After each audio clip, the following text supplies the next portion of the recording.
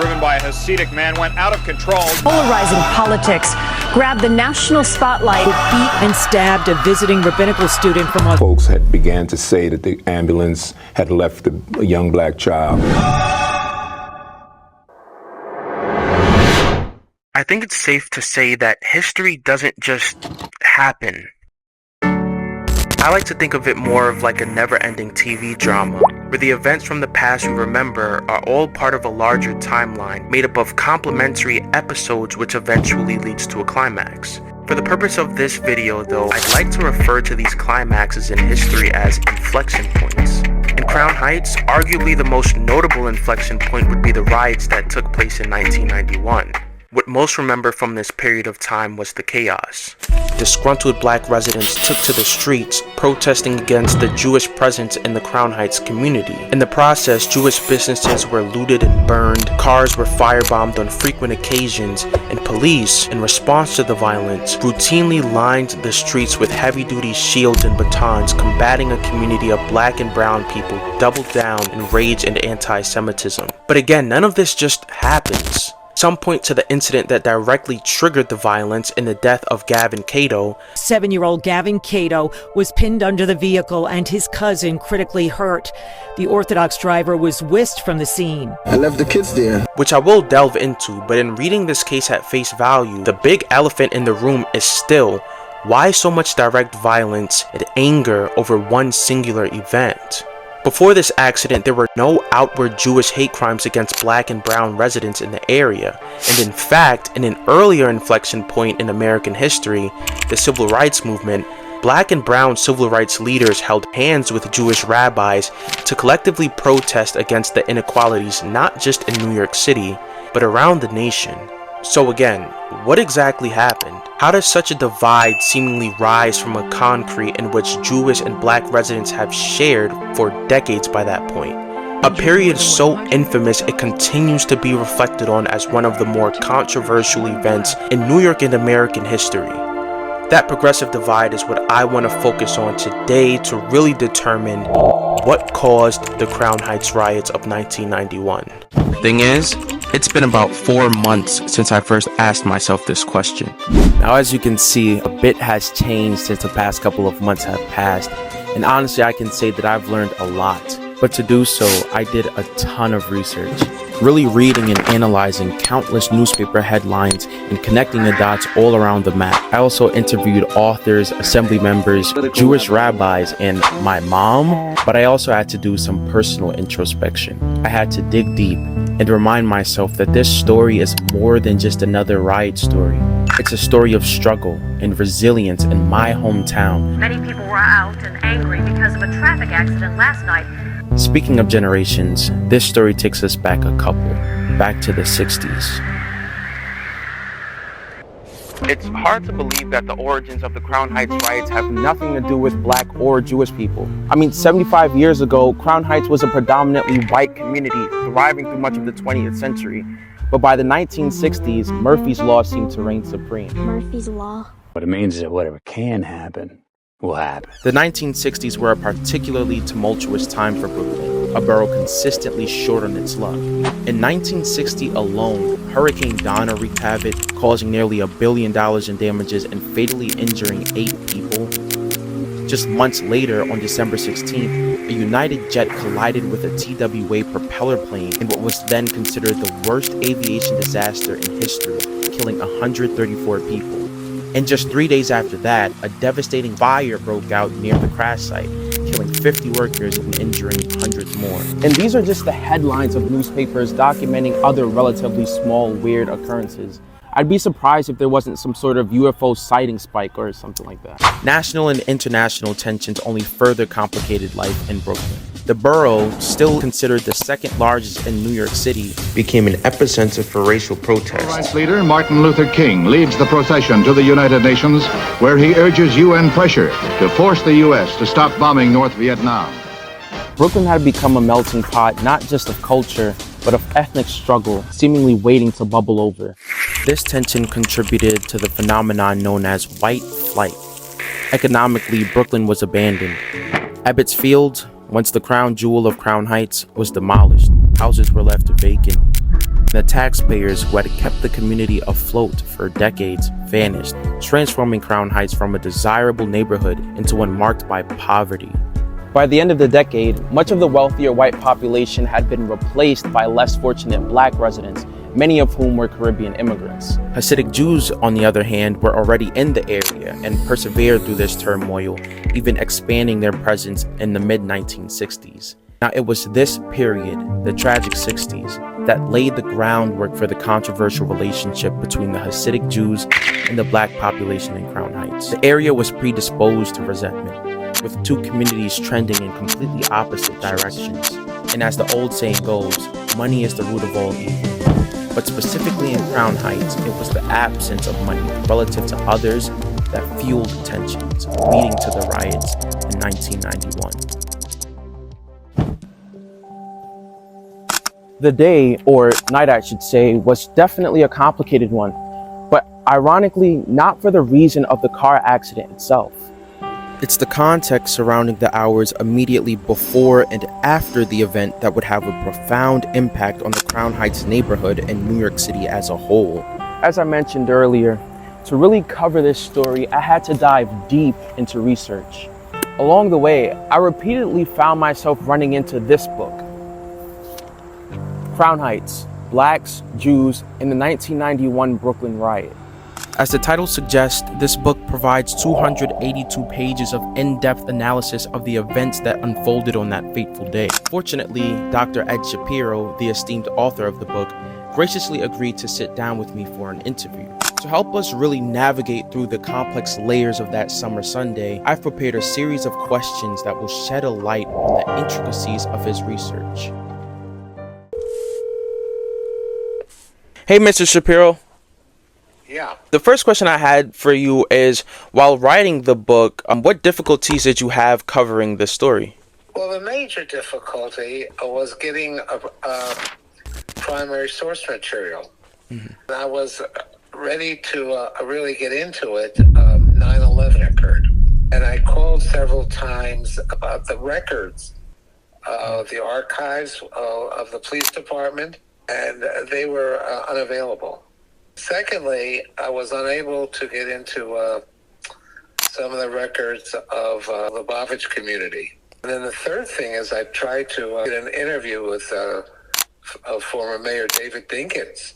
I called his office a couple times, right, and I got no response. He refused to respond. And then finally, I tried to get an interview with Yankel Rosenbaum, who was a guy who was killed, his brother. Yes. He made about 70 trips from Australia to the United States, and he stayed with his people. I spoke to the guy whose house he was staying at, asking him for an interview, and the guy insulted me. He says, "Why do you want to talk to you?" And in many respects, there are gaps in the research in the book, which is unfortunate, but it was unavoidable. And it seems as though it had a lot to do with the subject matters, like it's a sore subject for everyone on both sides. We had a really great conversation. Even almost 25 years after the event, his analysis of this monumental Brooklyn moment was amazing. I'll be uploading the full interview on my blog down below. However, two things perked my ears during this conversation. One of those things I'll talk about later, but the other of those things being the continuing issue of real estate in the area of Crown Heights.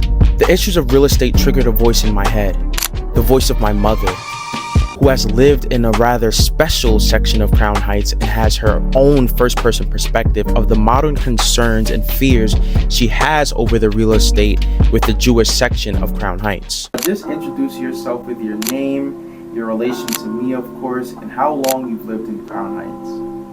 Oh, okay. Hi, everyone. My name is Joya Sutton Acklin. I am the mother of Enoch Macklin, and I have been living in the Crown Heights area, specifically on Eastern Parkway in Utica, for over 40 years. When I think back to my recollection of that evening, actually, I think I had to be like about 15 to 16 years old, actually. And I was on the porch, and it was a hot summer day waiting for the sunlight to really go down fully. And that night, I remember vaguely, but the turn of events that actually happened are very, very current in my mind. A bunch of commotion happening. Didn't know at the time what was actually transpiring, but as you know, normal Caribbean people do when an incident happens, you start talking to each other and you're asking, what's all the commotion going on?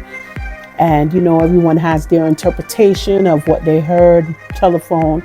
But it was rumored to hear at the time that a young Guyanese boy was struck and killed, but not only struck and killed, he was struck and killed by a Jewish boy. And as the story unfolded, rumors came out that it was just an incident that was brewing out of all of the tensions that was happening already. I remember the looting. I remember the tensions between the police. I remember not feeling safe walking in your neighborhood. I felt hate in the air.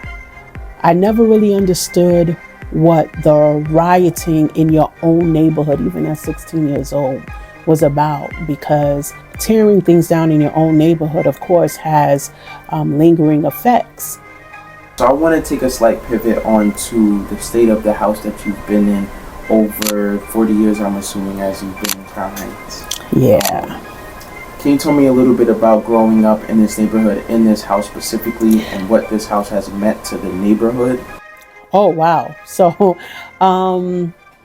what I could say about this house on Eastern Parkway is that it was built in 1915, but it is currently one of the most sought out properties on this block. Eastern Parkway in Utica is a very, very popular area, especially when it comes to transportation. It's a well-known Caribbean and has been for some time Caribbean led community. This was actually the only family home on the block on the odd side. Came here, this was the spot that my father would do his barbecues, his Labor Day barbecues, and everybody we knew everybody on this block.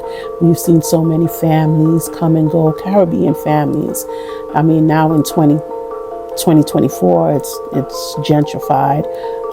If I had my wish, it would definitely be to sell it to a Caribbean family to keep the generations of culture within this property. But no one has the money to buy this property. No Caribbean person anyway. So we've been getting lots of offers to buy the property from Jewish people. I would love it to stay Black owned. The thoughts of my mother are reminiscent of the entire area. You can feel it and observe it, if you're diligent enough, all throughout the neighborhood. There's miscommunication and, even worse, isolation as a result. Now, for a while I sat thinking that this would be the end of the story, but something about this helpless conclusion just wasn't sitting right with me. This is America, and with all its flaws, is supposed to stand as a symbol of doing better, for having hope for the next generation. So I sought out the people in charge, my assembly members in the area, who I thought could give me some insight into what attempts were being made to be a student of the past and not a victim of repeated failures.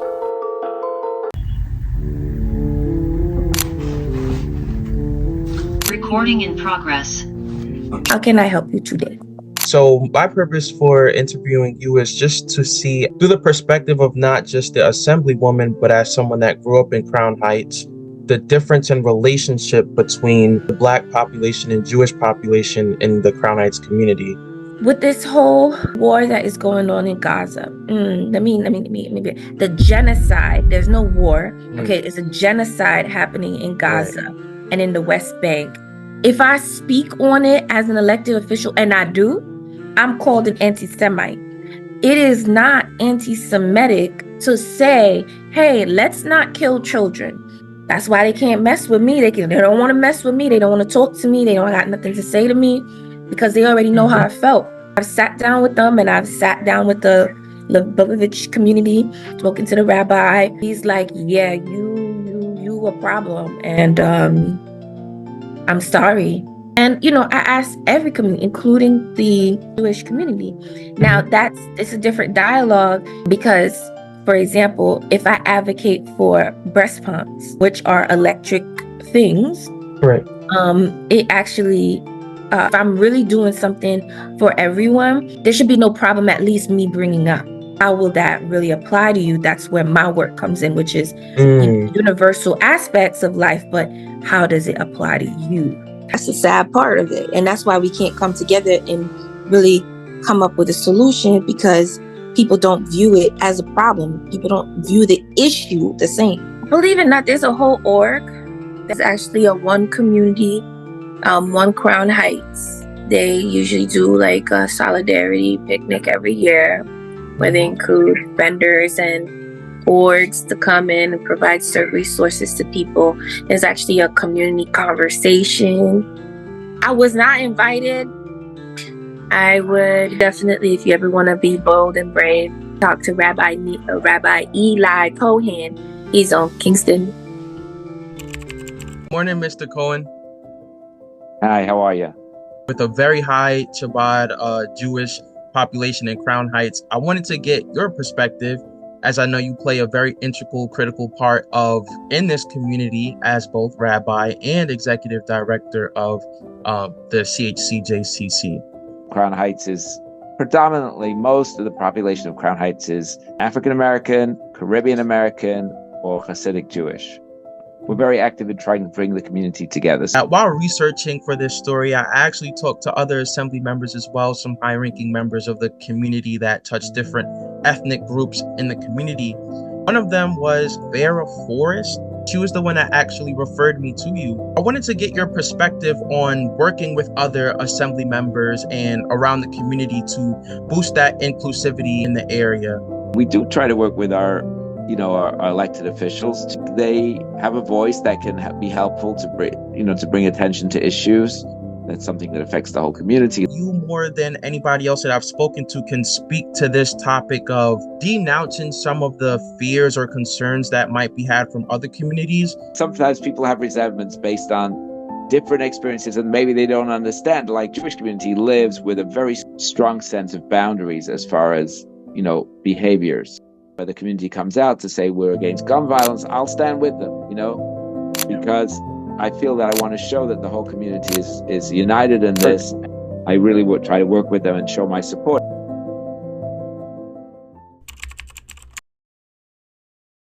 The most fun and ironic part about telling this story is I've walked this walk countless of times, never really thought too much of it, and now being able to cover it on my own, it gives it a new perspective and a new way to think about the neighborhood that I've grown up in for so long.